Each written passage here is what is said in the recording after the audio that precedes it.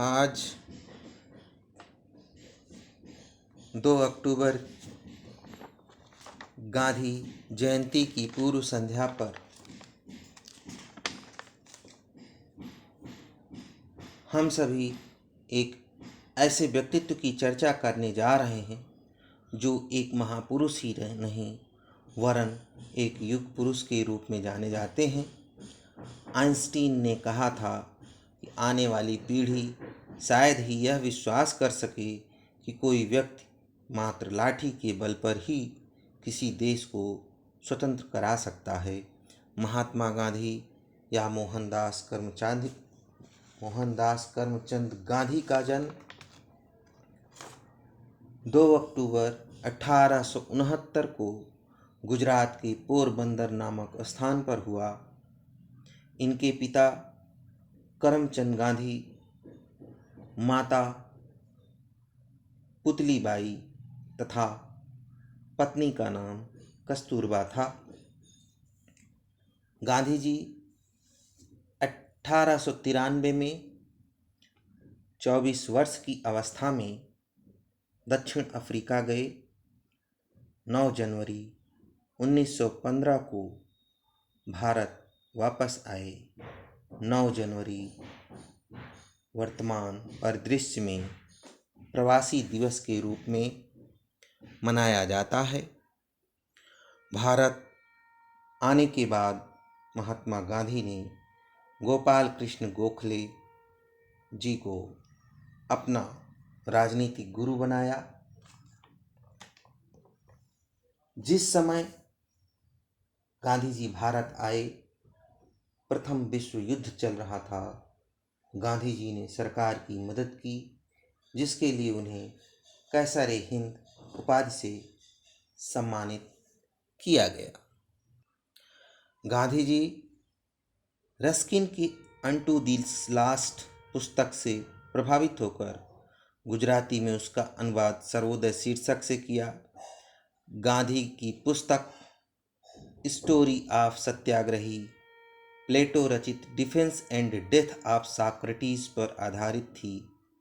गांधी जी जब जेल में थे तब उन्होंने आश्रम भजनावली और भारत की कुछ संत कवियों की रचनाओं का अंग्रेजी में सॉन्ग्स फ्रॉम द प्रिजन नाम से अनुवाद किया।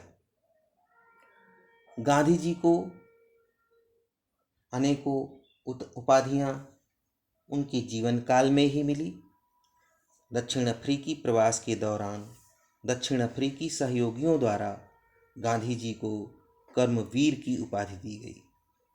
दक्षिण अफ्रीका में ही गोरे अंग्रेज मजिस्ट्रेट और वकील उन्हें कुली बैरिस्टर कहा करते थे। गांधी जी मेहतर का काम स्वयं किया करते थे, इसलिए उनके मित्र उन्हें प्रेमवश भंगी शिरोमणि भी कभी कभी कहते थे। आश्रम में गांधी की सेवा भावना से प्रभावित होने वाले अतिथियों ने उन्हें सेवाग्राम के संत के रूप में संबोधित किया। चंपारण सत्याग्रह का सफल नेतृत्व 1917 में करने के पश्चात रविंद्रनाथ टैगोर ने गांधी जी को महात्मा की उपाधि प्रदान की। प्रथम विश्व युद्ध के समय अंग्रेजी सरकार की तरफ से लड़ने के लिए लोगों को सेना में भर्ती होने के लिए प्रोत्साहित करने पर अंग्रेज सरकार ने उन्हें भर्ती करने वाला सार्जेंट उपाधि दी। द्वितीय गोलमेज सम्मेलन इंग्लैंड प्रवास के दौरान दक्षिणपंथी नेता विंस्टन चर्चिल ने गांधी जी को अर्धनंगा फकीर कहा। कालांतर में ब्रिटिश पत्रकार फ्रैंक मोरिस ने भी उन्हें अर्धनंगा फकीर कहा। चर्चिल ने उन्हें देशद्रोही फकीर भी कहा।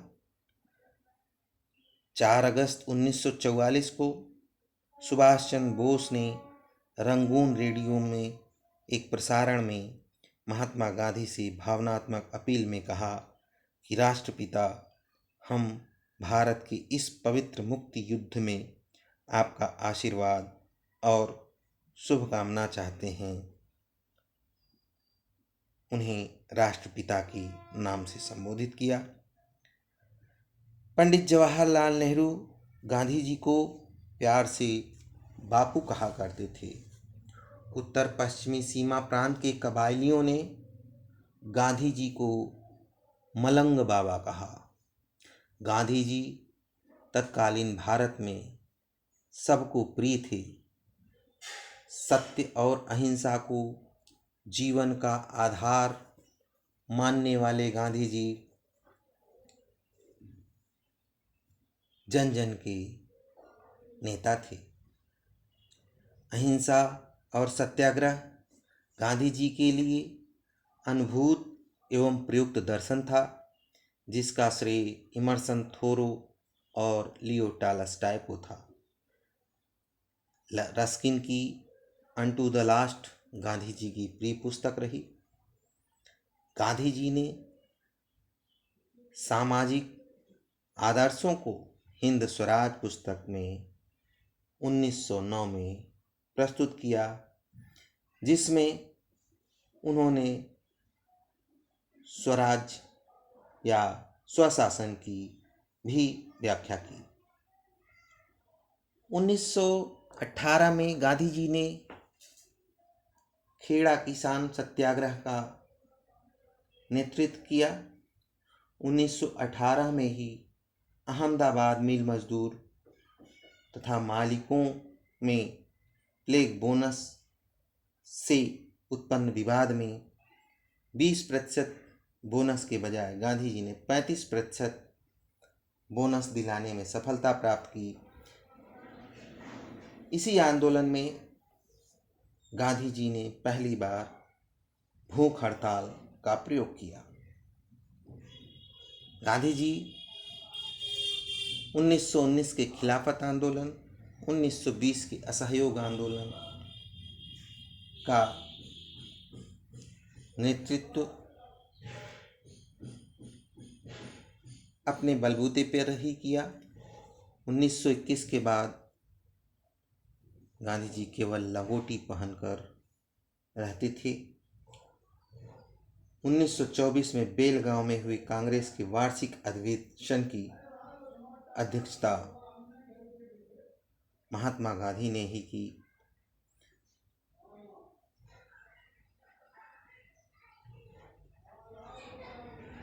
सविनय अवज्ञा आंदोलन, जिसमें 12 मार्च 1930 गांधी जी ने 78 अनुयायियों के साथ 24 दिन की लंबी यात्रा करके 5 अप्रैल 1930 को सांकेतिक रूप से नमक कानून तोड़ा, जिसे दांडी मार्च के नाम से भी जाना जाता है। गांधी जी ने कई पत्र पत्रिकाओं, समाचार पत्रों, इंडियन ओपिनियन, नवजीवन, हरिजन, यंग इंडिया को भी निकाला। ये सामाजिक, राजनीतिक व धार्मिक सुधारों में अग्रणी भूमिका निभाते रहे। सत्य के साथ मेरी अनुप्रयोग, the story of my experiment with truth Gandhi ji की आत्मकथा थी। यंग इंडिया 16 फरवरी 1921 में गांधी जी ने लिखा, अहिंसक असहयोग आंदोलनों की योजना में हड़तालों के लिए कोई स्थान नहीं है। 1932 के सांप्रदायिक निर्णय के विरोध में गांधी जी ने आमरण अनशन शुरू किया। बाद में गांधी जी एवं अंबेडकर के बीच पूना पैक्ट होता है, जिससे अंग्रेजों को पृथक्करण के प्रयास में असफलता ही मिलती है। 1940 के अगस्त प्रस्ताव से असहमत होते हुए गांधी जी ने व्यक्तिगत सत्याग्रह प्रारंभ किया। 17 अक्टूबर 1940 को विनोबा भावे प्रथम तथा जवाहरलाल नेहरू द्वितीय सत्याग्रही पवनार आश्रम महाराष्ट्र से इस आंदोलन की शुरुआत होती है। 1942 के क्रिप्स प्रस्तावों को गांधी जी ने उत्तर तिथि चेक कहा। भारत छोड़ो आंदोलन 1942, जिसमें गांधी जी ने करो या मरो का नारा दिया। भारत छोड़ो आंदोलन प्रस्ताव के विरोधियों को चुनौती देते हुए गांधी जी ने कहा था कि यदि संघर्ष का उनका प्रस्ताव स्वीकार नहीं किया गया तो मैं देश की बालू से ही कांग्रेस से बड़ा आंदोलन खड़ा कर दूंगा। गांधी जी रचनात्मकता के धनी थे। गांधी जी में अनुभव और तत्कालीन परिस्थितियों को सूक्ष्म रूप से देखने की दृष्टि विद्यमान थी, किंतु दुर्भाग्यवश 30 जनवरी 1948 को नाथूराम गोडसे की गोली से मारे जाने पर उनकी जबान पर केवल हे राम के शब्द ही अवतरित होते हैं। 30 जनवरी आज शहीद दिवस के रूप में मनाया जाता है। हम ऐसे महापुरुष को सत सत नमन करते हैं। जय हिंद, जय भारत।